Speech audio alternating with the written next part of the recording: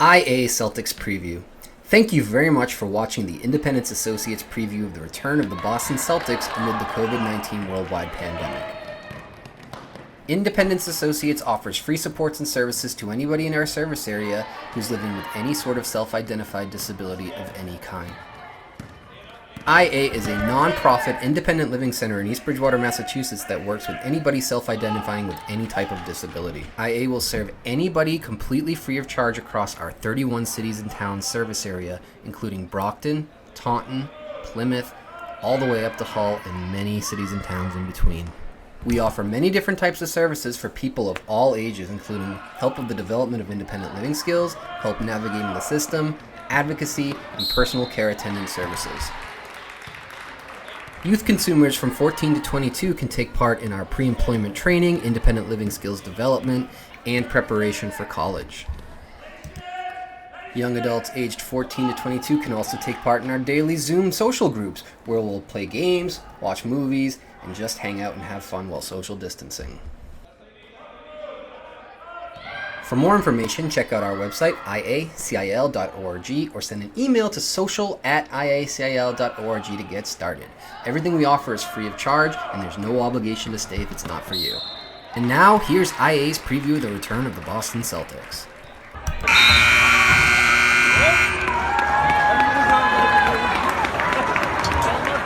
Hey everybody, welcome to another episode of Jock Talk, an IA production. Today we're privileged to have Chris Forsberg, NBA insider for the Boston Celtics for NBC Sports Boston. How are you, Chris? What's up, everybody? Thank you for having me on. Thanks for joining us. No worries. Thank you for your patience. Yeah. Celtics back, and now it's like everything's crazy. Like I got to do work, so I appreciate it. But I want to get on with y'all. So how is it down in the bubble? Thankfully, I am nice and safe at home. I do not have to venture anywhere near Orlando. That's probably for the best. But, I've actually been surprised. A lot of the players have said that they're enjoying the activities. Jason Tatum is playing a whole bunch of golf. You got, Taco Fall riding around on the world's biggest bicycle. And the guys are having pool parties. And, look, it's a unique experience. It's fascinating to watch from afar. I hope the basketball will be particularly interesting. One of the neat things we've heard is that the Celtics have been going at it pretty hard in scrimmages, and I think we're all sitting there wondering what it's going to be like with no fans. So if they can get it going during practices and they're still competitive and Marcus Smart is still trash-talking everybody, I'm really excited to see what happens when the games matter. Awesome. So you can confirm that Jason Tatum has picked up a basketball. I mean, not all of us are fortunate to have a little mini hoop on the wall at home, so it took him a little bit of time. I think Deuce, his 2-year-old son, had a little hoop he could play on, so he got some basketball experience. But yeah, Danny Ainge kept telling he was welcome to come to his house and participate in his driveway games. Jason Tatum has looked really sharp from all accounts when he has been on the court and hasn't lost his touch, and that's going to calm a lot of Celtics fans. But there's this notion that a guy might forget how to play basketball in 3 months or 2 months or whatever. I don't think that happens. They all sort of get away from it after the season. I think they're going to be he's going to be okay down there. I don't know if it'll be February, March Tatum, who was just on a whole nother level. Right. But if he's anywhere close to there, they've got a chance to compete. Cool. Chris, if we could just back up 1 second and do a little retrospective of your career, because I know when we were setting this up, I had sent you some information about our organization being, disability centered, and talk about some of the challenges that you had in your career and how, the NBA has really done, I think, a good job of not being as ableist as they could be. They're really, known for being inclusive. Mm-hmm. For sure. And so, I mean, it's funny because I don't really talk about this a whole lot, which is one of the reasons I wanted to jump on with y'all. I was born 3 months premature, and I have pretty much complete hearing loss in my right ear. And so that just, presented some challenges as I get older. I like to joke that for me, it's never been a big deal. I never knew what it was like to hear it 100%. So it's just what I do. I mean, my kids laugh at me because I don't hear half of what they say. And I miss some important instructions from from my family members, but certainly it's presented some challenges. I had to go through a lot of speech lessons as a kid, just trying to learn. You can see my speech tends to go towards my left ear, which is my dominant ear. So I actually, I tell people all the time, it's more because I think I'm trying to hear myself.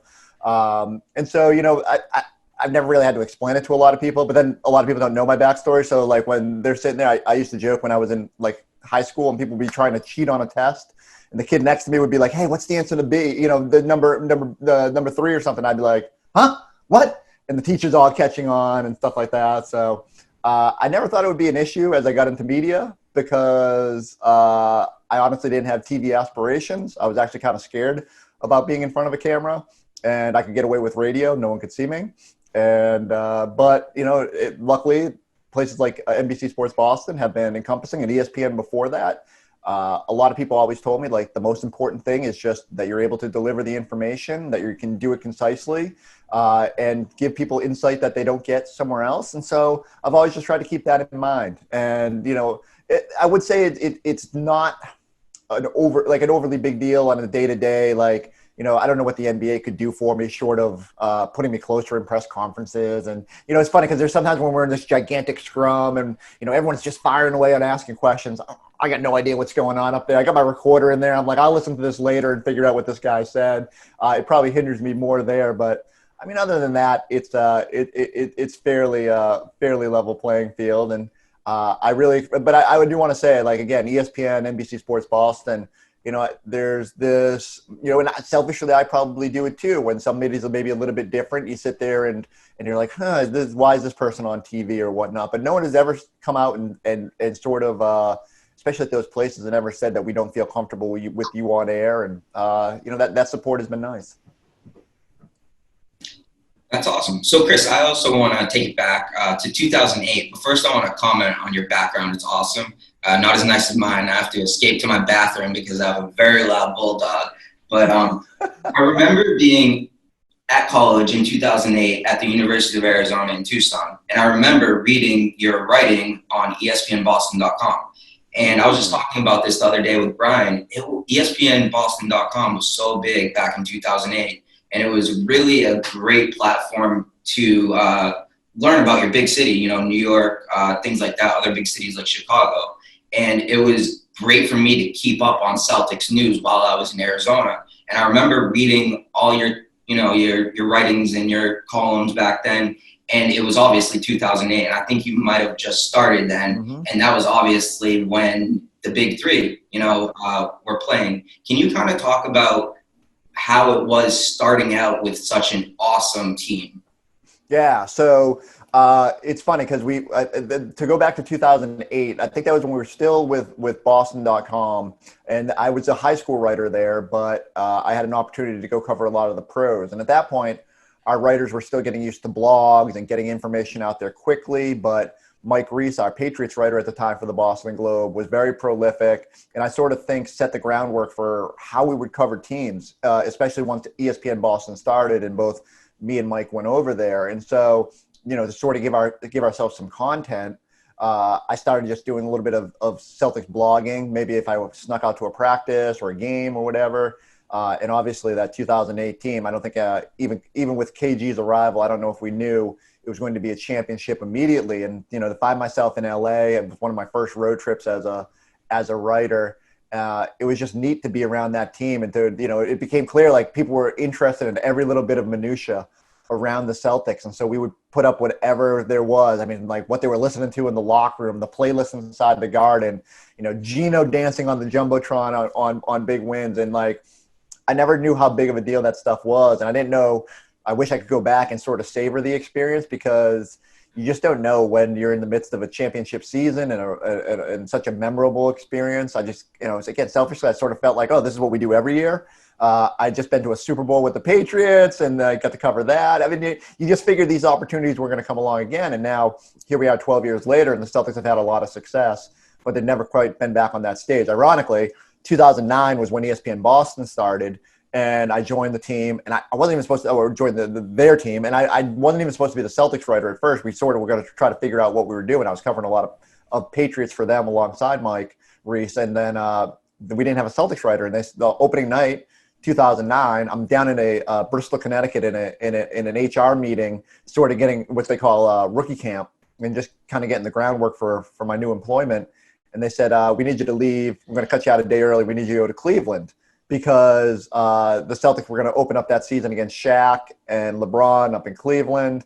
Again, I jump on board. I cover the season. The Celtics go all the way to the NBA Finals and lose 4 minutes away from a title against Kobe and the Lakers. And so my head was spinning. But, I think we built a pretty good audience that first year at ESPN Boston. I'll always miss those sites. It was a lot of fun what we did with that group.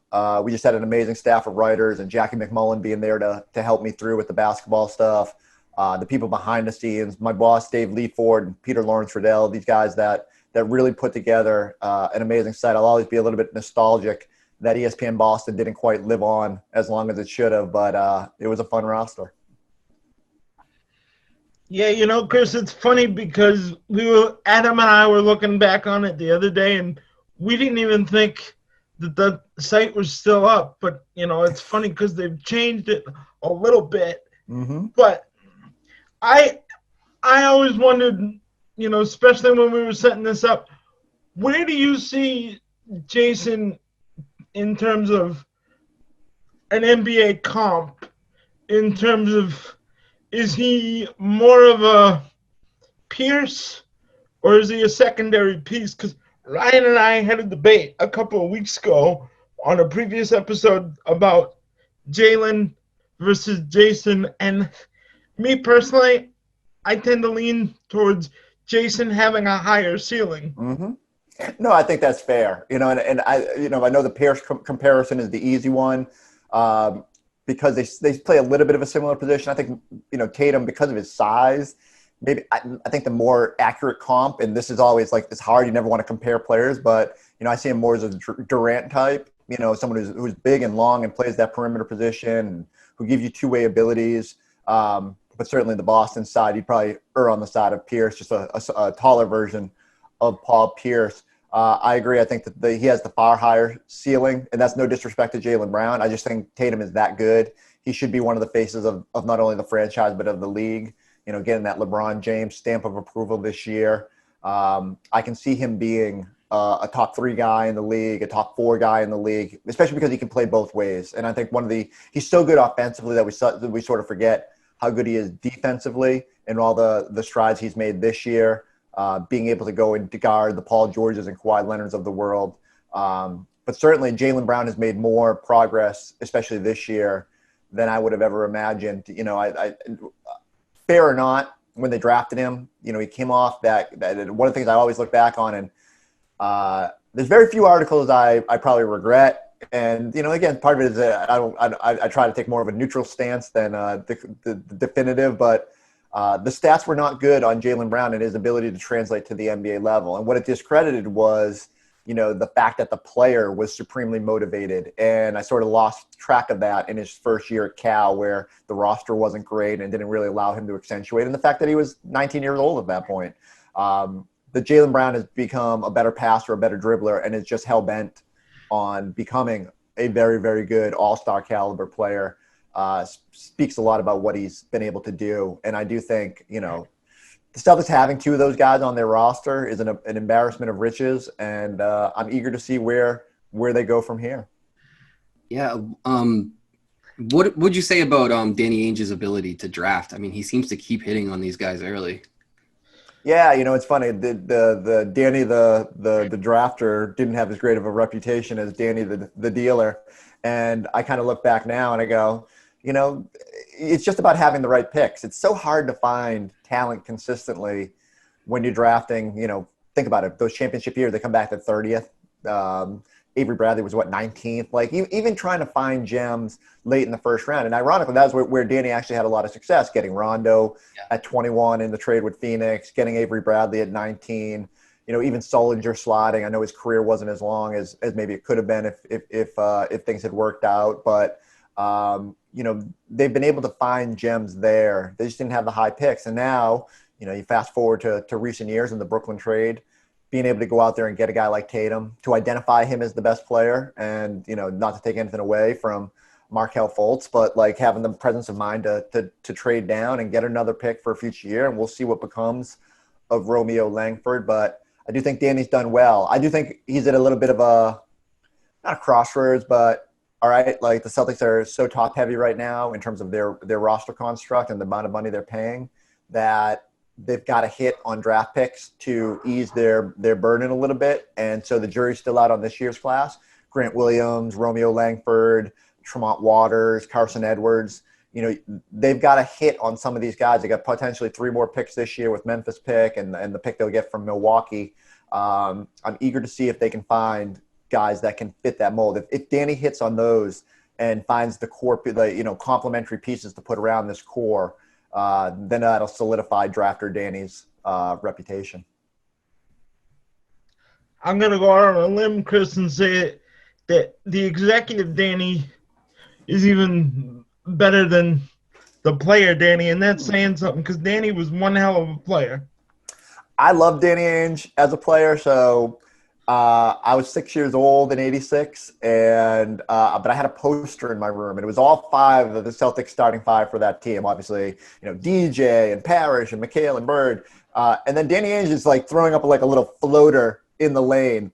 And like I didn't have Larry Bird's jump shot, I didn't have Kevin McHale's arms and size, but I could be Danny Ainge. So I went outside and I worked on that floater. I worked on throwing balls in people's faces and being an agitator that Danny Ainge was. I like Danny the player, and I was actually pretty sad when they traded him to Sacramento. Thought that was one of the more ill-advised trades that the organization made in breaking up that core. But I would agree. He's certainly, if you had to rank it, I would say executive, player, maybe coach. He didn't coach a lot, obviously, with Phoenix and had some talent there that maybe should have got further, but. Even watching that Last Dance documentary, Danny the player is out there for Phoenix, and then all those, he was a part of a lot of good basketball. I think people tend to forget that because he wasn't necessarily a superstar level player. I'm still waiting for when 44 will go to the Raptors. For all he's done for that team, and again, I'm biased because I like him, and he's part of someone I have to deal with for my job, but I do think that should be up there. And then when that happens, Brian Scalabrine will swoop in and say they retired his 44 and not Danny Ainge's. Well, I think they've retired Scal's 44 unofficially just based on popularity in this city, but that's another discussion for another day. So, Chris, I'm interested in the NBA restarting back up. Is this going to work? Hoping you knew. I don't know. I think it's going to take a lot of catastrophic, like a whole team coming down with COVID to really to end this thing. Like, even if you look over at MLS, like 2 teams had to drop out of that tournament because of their own issues. So there's ways around it. I think the NBA will be creative if they need to be. But yeah, I can't unequivocally sit here and say that's going to go off without a hitch. I do think there's, someone's going to, either a player or multiple players, maybe a star level player, might come down with this thing. It might impact how this thing plays out. And, unfortunately that could put an asterisk on how we view it. And yet, I don't know what other option they had. I get it, bag the season and then just start looking forward to next year. But I can't tell you they're going to be able to put fans in the stands if they start back up in December. And so I get it. They want to crown a champion. LeBron James is motivated to have his chance at a title. It's hard to tell LeBron, you're not going to finish this thing out. And so let's see. Let's hope they can get through it. Maybe they can set the table for other sports, and obviously the NHL will come back around here about the same time, and maybe a much safer location now with Canada, how well they're doing. But I don't know. I think all these things are gonna be touch and go, and I'll just be glad to have sports back and just be able to stop making up stories because I've run out of ideas. It's been 4 months, and I'm trying to invent stories at this point. I don't even know if people are reading them. Well, Chris, I want to thank you for, speaking for all of us the other night on NBC Sports Boston. I was listening to you and Trenny go back and forth about, you were all for the unprecedented access about the meals. And, I think her whole thing was, stop complaining about it's their job. But you're right, it's unprecedented. It's something that we haven't seen before. And I mean, I love it when they do the behind-the-scenes locker room specials. Yeah. You see it during playoff time, NBA Wired, where, you have Brad drawing up stuff. I wish there was more of it. So speaking from a fan's perspective, thank you for advocating for that. Well, Brian, Sorry you got so much flack for it, but I think you're going to like these broadcasts. And again, I don't know the specifics of it or how it's going to work, but when you take fans out of the equation, as much as it's going to be awkward without the crowd noise, I do think we're going to have other perks of a fanless environment. That might be the NBA can put cameras in places they've never put cameras. Like now you're not blocking anybody in the front rows. I do think the whole notion of hearing the players talk to each other is going to be fascinating. But I agree.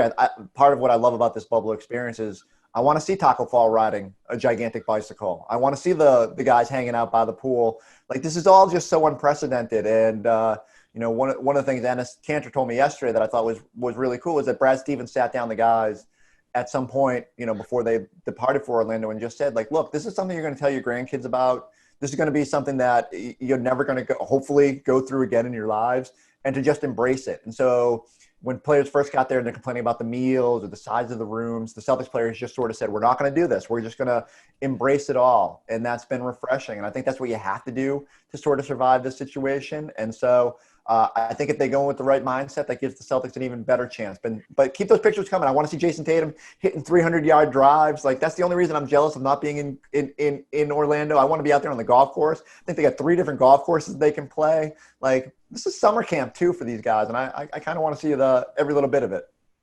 Absolutely. So Chris, real quick before we let you go, how has this whole experience changed your writing style or your work in general? Yeah, like I said, at first, when it first went down and the season paused, so I was with the team in Indiana. We actually filmed some stuff for a Gordon Hayward project that we were working on that night. And I actually got on a plane. I just connected into Chicago to catch my flight to Milwaukee, where they were supposed to play the next day when the season got shut down. I'm sitting there on a plane reading the email and going, I need to get home now. I don't want to go to Milwaukee. It did not happen. I went to Milwaukee. I finally got back out the next day. And I remember coming home and thinking, like, what are we going to do? Because even at that point, I probably didn't think it was going to be 4 months until we were really kind of ramping back up with access. But, it's forced me to be more creative. And I've told my wife, I've told my bosses, I spend more time trying to figure out what I'm going to write about than I probably do writing about it, which is different. Like when they're on the normal cycle of NBA basketball. And so it's been odd. Like it's weird to be sitting here in July and thinking about covering the team for the next 3 months when normally August is the 1 month where we get away. And, we weren't going away anyway because of the state of the world now, but it's just sort of, you got to rewrap your head around it. And so it's trying to be creative. We're doing a lot of Zoom calls with the Celtics. A lot of people are getting the same quotes. So you got to kind of figure out how to write a little bit differently and maybe use more opinion. And so I'm still trying to find that sweet spot. If you guys got ideas, like, hit me up. You got my email now. Like, I need all the help I can get trying to figure out this thing. And again, part of what I'm trying to embrace is that it's such an unprecedented environment. Like, let's just try and show people what's different. And, we're fortunate to have like the access a little bit with Ennis Cantor and trying to take you inside the bubble and show you what's going on. I hope those little glimpses are adding to the experience. Yeah, I'm a big Ennis Cantor fan. I really like the way he kind of takes stands on things and stands up for what's right. And same with Jaylen Brown, who's out there in Atlanta doing the right thing on a lot of issues. Yeah. Sort of this intersection between real life and basketball. It's a really interesting time in the league, with Black Lives Matter and with it being a majority Black league.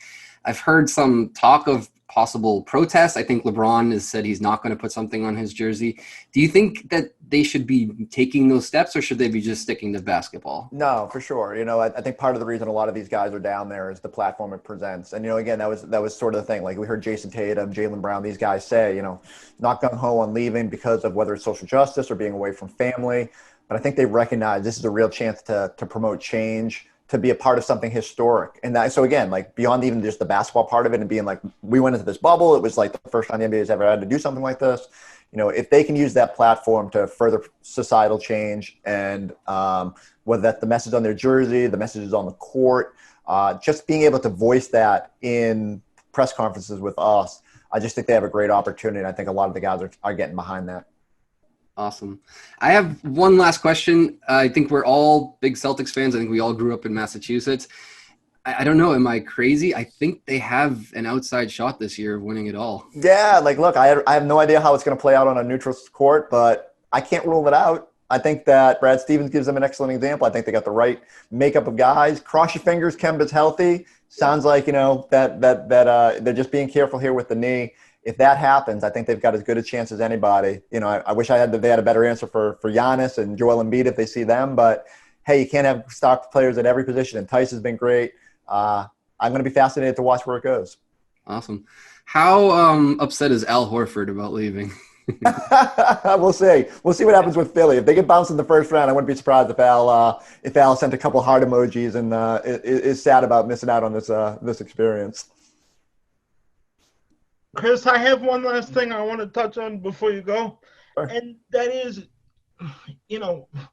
we talk about things that need to change, and you talked about having to struggle to find stories and whatnot. And the one thing that I think I would like to see is the NBA kind of further embrace the National Wheelchair Basketball Association partnership, because obviously I played, Adam actually played for me a couple years ago, and we got the thing going now with the Rolling Celtics. Yeah. But a lot of that stuff, you need the backing and support, and there's precedent of the Rolling Knicks, the Rolling Mavs, just a way to bring people with disabilities together and just people in general.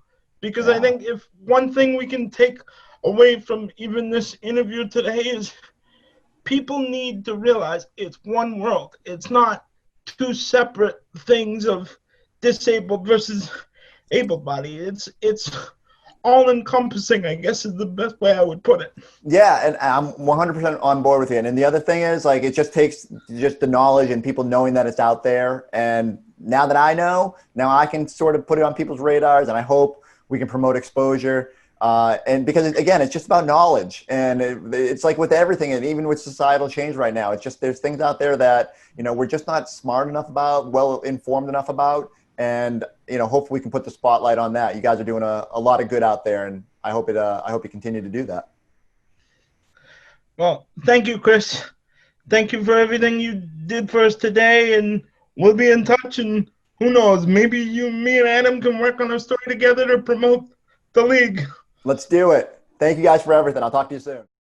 Independence Associates offers free social groups on Zoom while social distancing and hanging out and playing games and having fun. We play Uno, Jackbox, and other games, watch movies and have discussion about anime and other types of movies. We do accessible martial arts partners with our friends over at Easter Seals. We have a disability culture club where we discuss art and poetry and so much more. Check an updated listing of events available at iacil.org/events. Really excited when he said that the Celtics have a chance this year. I don't know if it's the most common way of thinking about it, that this team that's led by a 23 and a 22-year-old could go and compete with the likes of the Clippers and Lakers and all of these great teams. But they have some real talent, and Jason Tatum has really come into his own. And now that he's picked up a basketball again, that Chris has confirmed, that's exciting, because I was worried for a little while that he was right at the height of his peak here, that he's coming to his own as a real superstar. He just sort of stopped playing for months. But he's going to be back. From all sounds, he looks really good, and I'm really excited to get started again, and I hope it works. So there's one player we haven't really discussed, Hayward. Mm-hmm. Will we ever see Utah Hayward in effect like we were promised? It's a good question. I don't think so. I mean, he's still a really talented player, and if he were making $12 or $14 million a year, he would be fantastic and everybody would love him because he's a really good player. The problem is the money he's making. He's not producing that kind of value, and it's not his fault. I mean, he had a horrific injury, and he's doing everything he can, and he rehabbed really hard. So it's nothing against Gordon Hayward. He seems like a great guy. It's just for the money that we've put out for him, there's been some disappointment. I think some of Hayward's problem, honestly, in terms of trying to get back to Utah, Gordon, is, yes, he had a horrific injury, but if you look at, like, Paul George, who had the same or pretty similar injury, the advantage that Paul George had versus Gordon was Paul was the only guy. And I think in Boston, Brad's system is ball distribution more so than running the offense through one particular guy. So I think some of that, Gordon suffers from, having to share the ball a lot more. So his numbers have gone down somewhat compared to what he saw in Utah. So I think, as Ryan said, I think some of it's not necessarily his fault, but it's just that he's a byproduct of the system, just in the way that people used to complain that Al Horford was overpaid. No, Al Horford wasn't overpaid.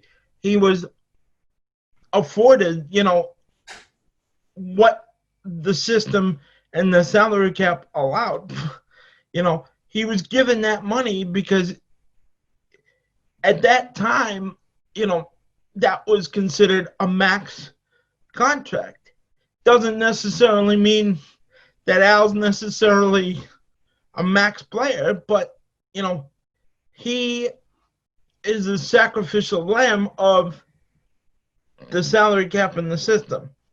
So I think some of that gets lost in terms of when we make judgments about Hayward, and guys like Al Horford. I think that's where it gets messed up. Now, the interesting thing off of that, Adam, is this restart or new season or whatever you want to call it may actually allow Gordon to opt into his player option, whereas before I think he would have maybe opted out and seen what he could get elsewhere. But it really depends on, and this is something that we probably should have in retrospect asked Chris, but I think a lot of it's going to depend on what happens this summer and how far they go.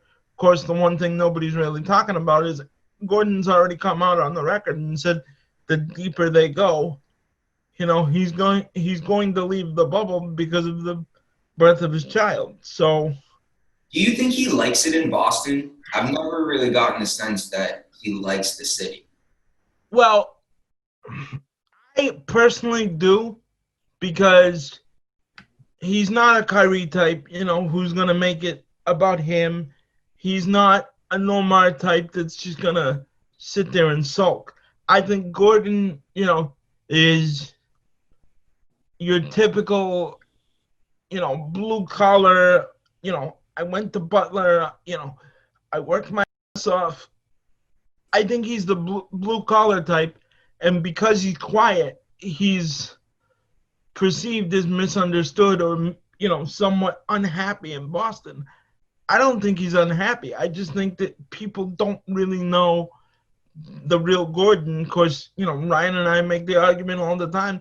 Do we really know these athletes? Which is why I think Jaylen Brown and Jason Tatum are a breath of fresh air, because Jason, or Jaylen for that matter, lets himself be known on a political stage rather than, more so than on an athletic stage. Yeah, I have no idea if he likes Boston or not. If he doesn't, he hasn't really indicated it too much that I've seen. It is a very different place to play basketball than Utah, and it's much more of a intense sort of playing under a microscope here in Boston, because the fans care so much. And he came in kind of with a target on his back, signing that huge contract. And Boston is very unforgiving of people who come in on huge contracts and don't deliver. You remember JD Drew, who for years was just ridden until he hit that huge grand slam, and then all was forgiven. So if Gordon can come out and hit a game winner in the playoffs, he'll be the most popular guy in Boston, and he'll probably opt back in. I see him probably opting in and taking the contract, because I don't know who's going to give him that kind of money out there on the free market, out in the league, or unless he wants to go play with like a really small franchise who never is able to sign anybody, and then sign a huge deal there, and then just play sub 500 ball for the next few years. So I see him probably opting in. And I think he is starting to recover more fully from the injury. I don't know if he's ever going to be what he was, but, this Gordon Hayward is still pretty good.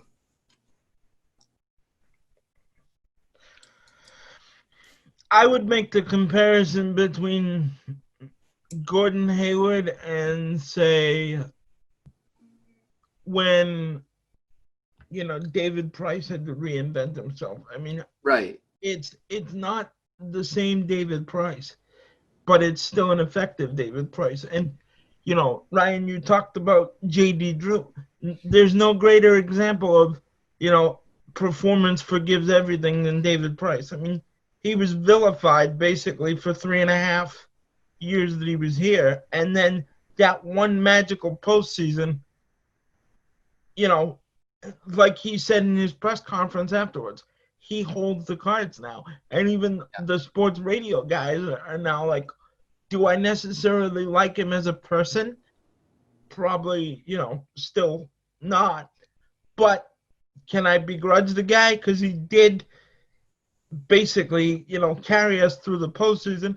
And let's be honest, had it not been for an unknown guy like Steve Pierce coming, through that postseason, David Price, I think we could all agree, would probably have won World Series MVP. And you could make the argument that he probably still should have. Right. So.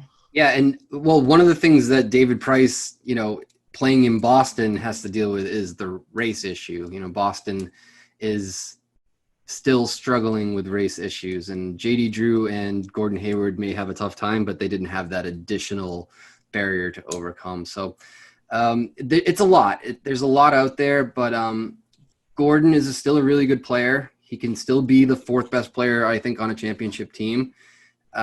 And we're going to have to see. I'm really optimistic about this team. I think they really mesh well together. They have some really good young talent. And Jaylen Brown is just an athletic freak. Robert Williams, athletic freak. And then Jason Tatum, 22, is just so polished. I mean, every time you watch him when he does his step back, I mean, he's just so polished. He's unstoppable. And the comp that Chris gave to Kevin Durant, gave me chills. I mean, that's unbelievable. He's not as big as Kevin Durant, obviously, but or not as tall. But although he has filled out, he has filled out quite a bit. But I mean, he's not as tall as Kevin Durant. But I mean, if that's his comp, if that's what we're looking at, I mean, the Boston Celtics are going to be challenging for a title for the next 10 years. I mean, my one concern for this year is I don't want to say anything bad, but I'm kind of making, the subconscious comparison between Kemba this year and KG of 09, because if you remember back to the 09 season when KG screwed up his knee coming off of the alley-oop in Utah, immediately afterwards the medical staff, the coaching staff, everybody on the Celtics said, yeah, his knee's fine. He just needs time to rest. He needs time to recoup. And, they stayed quiet about the knee. And then all of a sudden, come the playoffs, I think it was halfway through the first round, and they decided they were going to shut KG down for the year. And everybody's, by and large, staying quiet about Kemba, much in the way that, they stayed quiet about KG. They're playing it down as, well, he's on practice one day, off the next. And I'm just really concerned about, are we looking at another KG type situation with the knee? Because let's be honest, Kemba hasn't had a lot of playoff experience down in Charlotte. So I wonder, are his knees going to be able to withstand the rigors? I think so. He's not that old. What is he, 29, 30? And you're right. But another thing about not having all of that mileage from the playoffs is he doesn't have that mileage, right? It's like we talked about LeBron, who has been playing, 100 games every year since he's been 18, all the mileage he's put on. Kemba, he's got 82 games plus the All-Star game, and he's done. He gets to go take the summer off and rest and recuperate.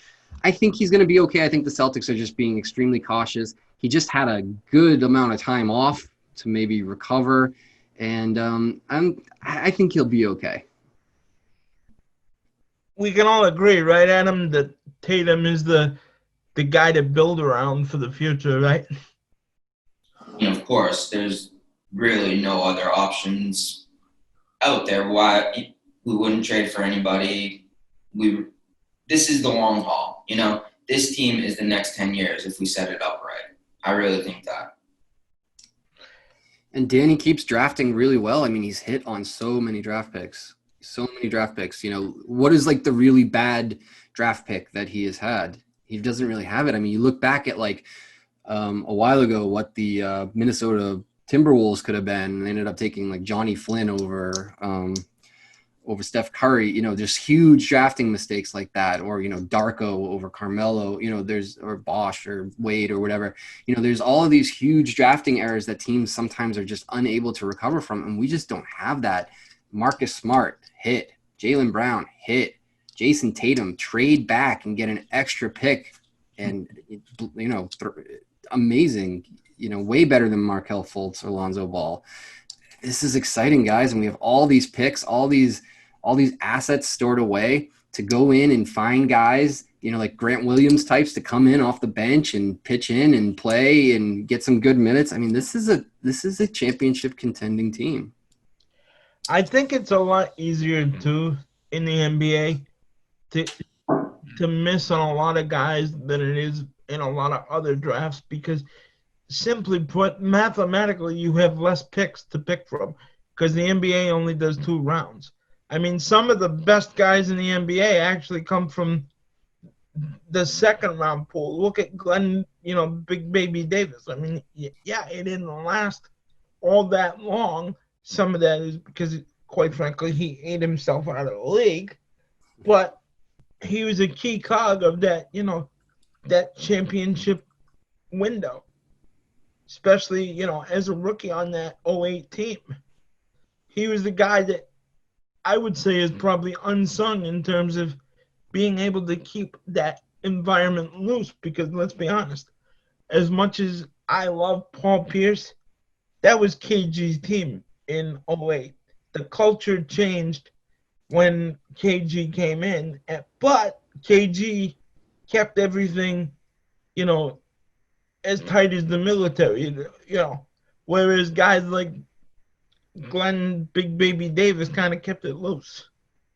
Yeah, Ainge has always been awesome at constructing these teams with these really specific role players like Davis, Nate Robinson, 3-point specialist, and even Scalabrine, bring him in for a minute and he might, drop a 3 on you. So, yeah, I mean, we're equipped for the next 10 years. Like Ryan said, we have all these things in our holster and we're just waiting on load.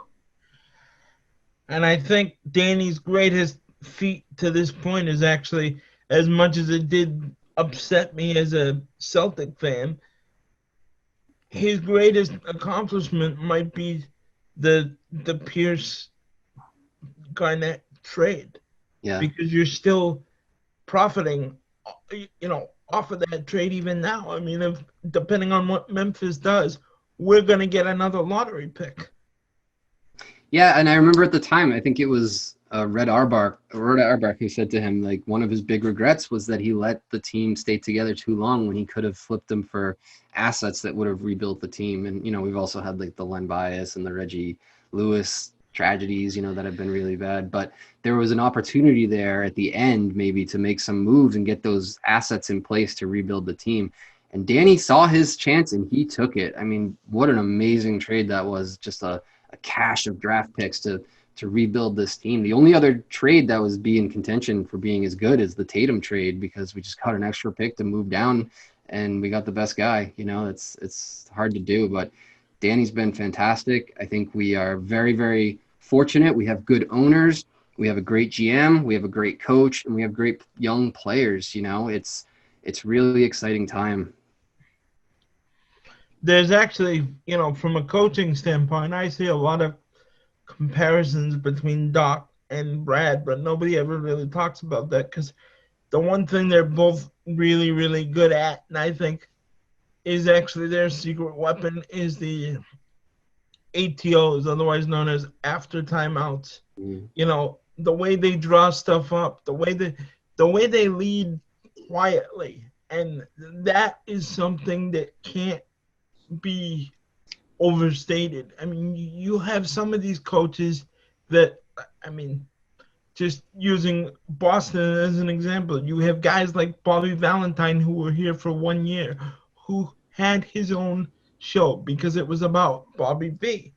And the leadership suffered greatly because of that. But then you got, guys like Doc, the underrated guys of the 80s that, Doc wasn't a superstar, but he didn't need to be.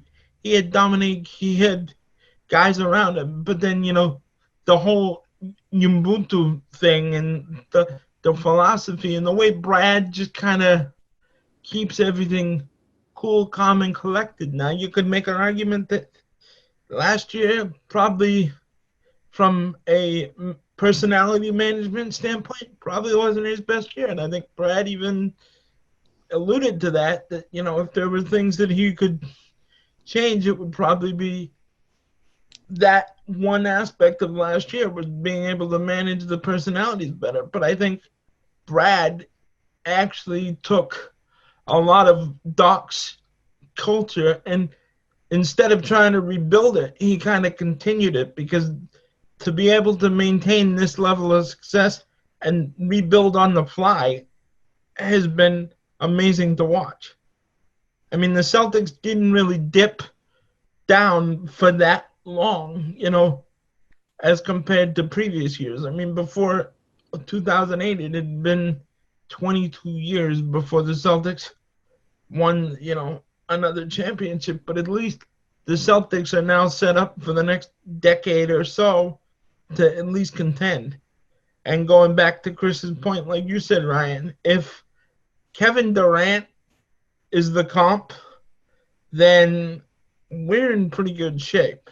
Yeah. Seriously. I mean, I was thinking Paul Pierce long term, but in the age of super teams and everything else, if KD is where his ceiling is, we're good. So, but as far as building out, what this is going to look like in a week or two when they restart, I have no idea. It's good to know that guys on the inside, such as Chris, even they don't have an idea because then it makes me feel like I'm a little more confident in my opinion in terms of is it going to work. But I think, like he said, all of us are in, regardless of what business you're in, we're in unprecedented times right now. I mean, the one thing I took away from the interview with him earlier was he's struggling to find stories to write about because what do we have to go off of right now? And I think that speaks to the larger point of we're starving for content. Mm-hmm. Yeah, it's especially if you were trying to stay between the lines in your sports journalism, there's a lot going on outside the lines that can you could spill a lot of ink over. But if you're trying to just sort of keep it inside the lines and talk about the sports, well, there haven't been much sports, unfortunately.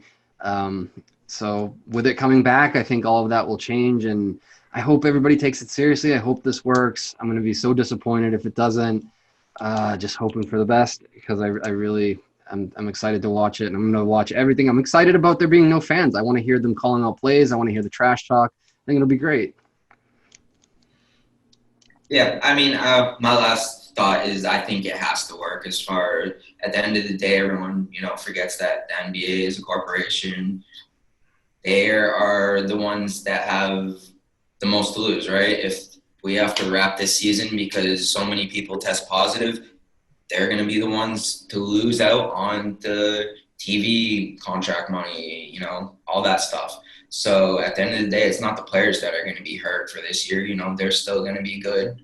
It's the loss of revenue. So the NBA is going to do all they can to ensure that the show goes on. And if that means that they need increased protocols to increase money spent on safety procedures, then that's what they got to do. Yeah, better to lose money than to lose lives. And we see that this coronavirus tends to hurt older people more and people with pre-existing conditions and who aren't in great shape. But we there's the odd every now and then someone young and healthy that just this disease just takes over. It's really unpredictable sometimes. So I hope they can do it safely. I hope we get it back, and I hope everybody's okay. Well, I mean, my closing thought on the whole bubble and, is it going to work, is I think that if it does, to Adam's point, it has to work. But truly, if it does, I think we're actually going to see a better product than people are expecting. It's not going to be what it was, obviously, for obvious reasons, but I think it's going to be better than people think. And I think you're going to see, the reason for that is I think you're going to see competitiveness, that you don't necessarily see, when they're doing it every day. But the key thing is to remember these guys have been off for 4 months, and they want to prove, to us fans who aren't going to be there, but they want to prove to themselves that, yes, we're playing for pride. We're playing for something more than just a championship. We're playing to prove that this can work, and that we do have a fighting chance to getting back to quote-unquote normal. So I think there's going to be, a surprise in terms of the quality of product. But like anything else, it's really a 50-50 crapshoot. We'll just have to wait and see. We'll have to wait and see. But this was a lot of fun, sort of previewing the return of basketball.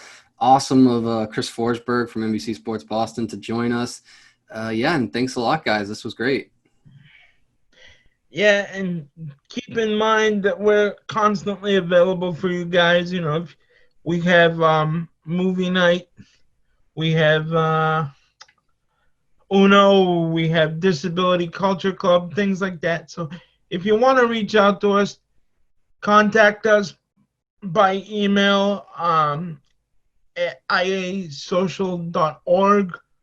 Find a way, find us on the web, find a way to get in touch with us and give us some ideas. And we'll see you next week.